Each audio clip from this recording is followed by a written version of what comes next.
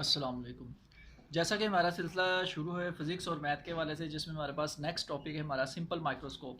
Simple microscope क्या है? एक simple converging lens act as a simple microscope. Simple जो एक लेंस होता है, ठीक है, उससे आप क्या करते हैं, जो आपकी ज़ाहिरी आँख से किसी क्लोज ऑब्जेक्ट को जो 25 सेंटीमीटर से कम फासले पे पड़ी हो, आपको वो ब्लड नज़र आती है, आप सिंपल माइक्रो एक कन्वर्जिंग लेंस का इस्तेमाल करके आप उसमें डिफरेंस क्रिएट कर, जैसे छोटे छोटे वर्ड लिखे हों, ठीक है, वो एक सिंपल माइक्रोस्कोप इस तरह बनी होती है, आप उससे मालूम कर सकते हैं कन्वर्जिंग लेंस होता है। इसी तरह आपने देखा होगा वॉच मेकर जो यहाँ पे एक छोटा सा लेंस लगा लेते हैं, घड़ी के जो छोटे छोटे पार्ट्स होते हैं उसको देखने के लिए वो सिंपल माइक्रोस्कोप का इस्तेमाल करते हैं। अब ये काम कैसे करती है, पहले इसकी डेफिनेशन की तरफ चलते हैं जी।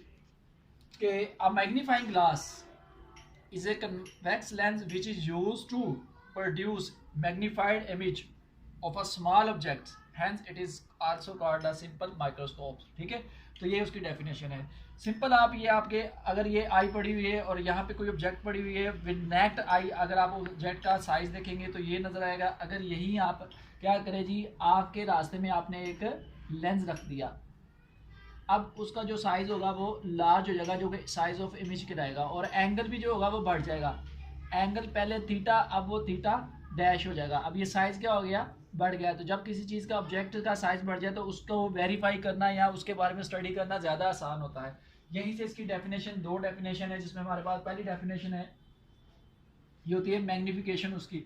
The angular size of final image produced by the magnified glass, angular size of the object seen without the magnified glass. ठीक है, एक डेफिनेशन ये होगी। इसके एच आई अवर एच हो जाएगा, या फिर थीटा डैश अवर थीटा आ जाएगा। एंगुलर साइज को थीटा डैश भी कहते हैं। ये सिंपल लीनियर के हिसाब से और ये एंगल के हिसाब से।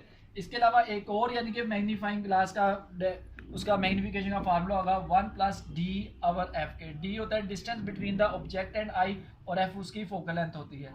तो ये भी उसका यानी कि मैग्निफिकेशन का फार्मूला है। नेक्स्ट आपके पास एक छोटी सी डेफिनेशन है रिजॉल्विंग पावर। रिजॉल्विंग पावर क्या देता है? Ability of an instrument to distinguish between the two closely object placed या फिर पॉइंट सोर्सेज, उसको आप रिजॉल्विंग पावर कहते हैं।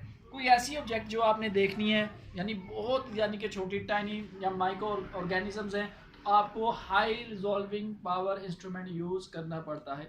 जितनी रिजॉल्विंग पावर ज़्यादा होगी उतना ही आप उस चीज़ के बारे में वेरीफाई कर सकेंगे। तो ये हमारे पास आज का लेक्चर था, सिंपल माइक्रोस्कोप। इंशाल्लाह नेक्स्ट लेक्चर में फिर आपसे होंगे, तब तक कर ले अल्लाह हाफिज़।